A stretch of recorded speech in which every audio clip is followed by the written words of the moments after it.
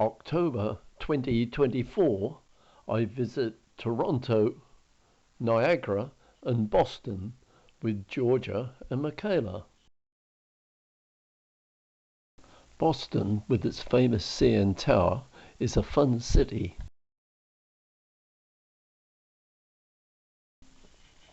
We had a delicious meal in the 1,000-foot-high revolving restaurant with spectacular views of the sunset.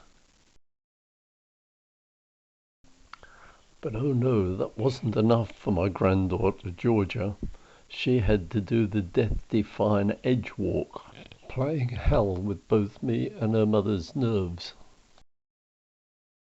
5, and then the next 5, and she's got this. Look at that, guys. Woohoo! Heels are. He's got that. Look at that. Woohoo! Awesome. Can I get 2 high fives on that though? Look at that. Cool. Cool. Oh, look at that. She's stepping right into it as well. She's got that. Look at that. What? You guys all look amazing. Woohoo! Out in front of you. And you know the drill. She's got this as well. Look at that. Awesome. And then before you know it, you guys are leaning over the edge of Toronto. Oh my gosh!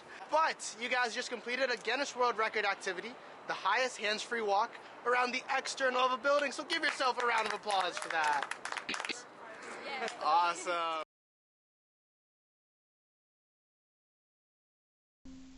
Just behind Union Station, there is an old railway terminus and repair shops with the most enormous turntable for guiding the trains into the various repair shops.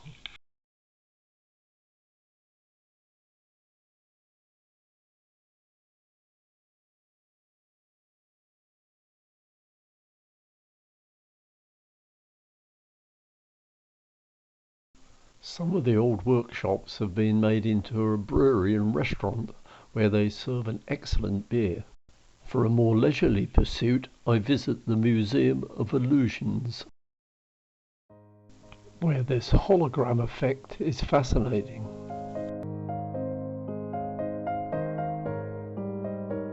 And Albert Einstein appears to be following you around the room.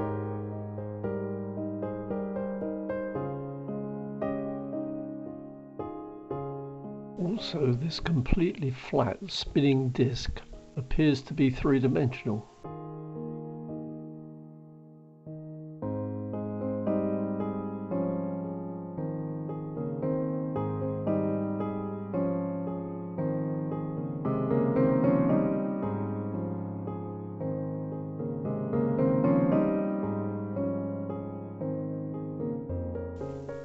But this illusion is the one that impressed me the most.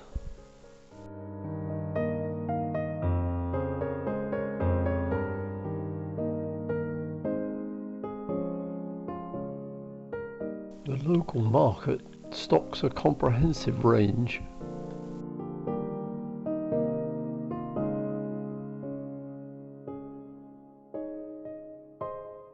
We took a short boat trip around the islands before saying goodbye to Toronto and heading for our next stop at Niagara Falls. This enormous cascade never fails to impress.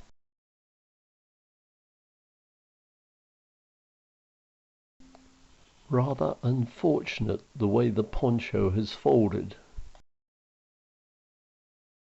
Once again, Georgia had to frighten us by doing the zip wire. The nighttime illumination is most impressive, but to my taste it somewhat detracts from the natural beauty of the falls. The old power station was very interesting, but their Van de Graaff demonstration was, to say the least, a little cheesy.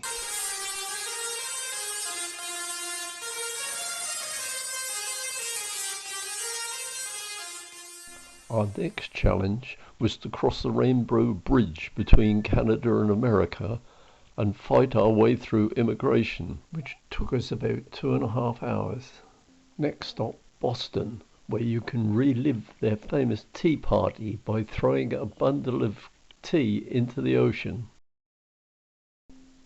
Then stopping off at Harvard, where we recreated a scene from Legally Blonde. I visited the Boston Science Museum, where they have this enormous Van de Graaff and a model showing Archimedes' proof of pi. We then visited the Witches of Eastwick before checking out the brewery in Ipswich.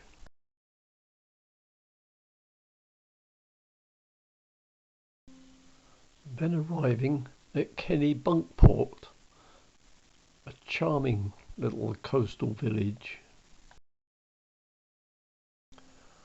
with both a car and a trolleybus museum.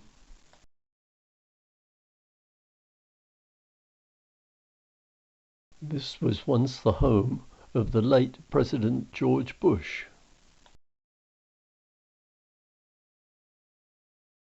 We now board the famous Mount Washington Cog Railway that was opened in 1868.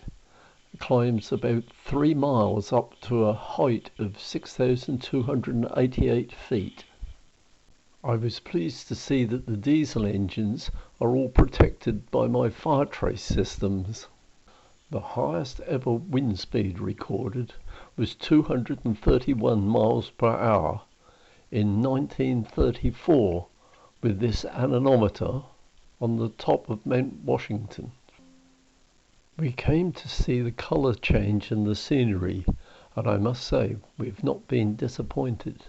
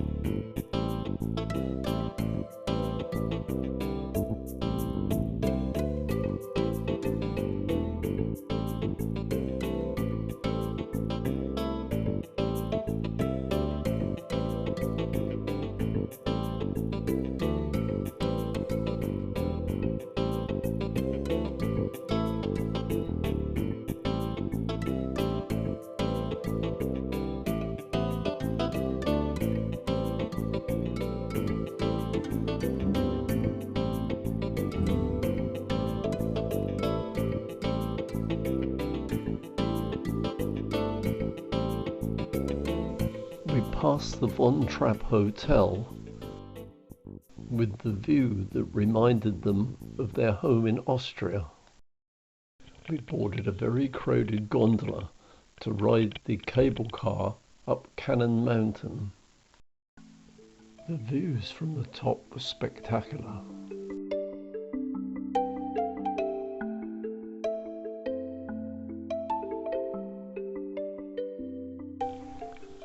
We called at Woodstock to see one of the famous covered bridges, and I found just one more museum before we started our trip home.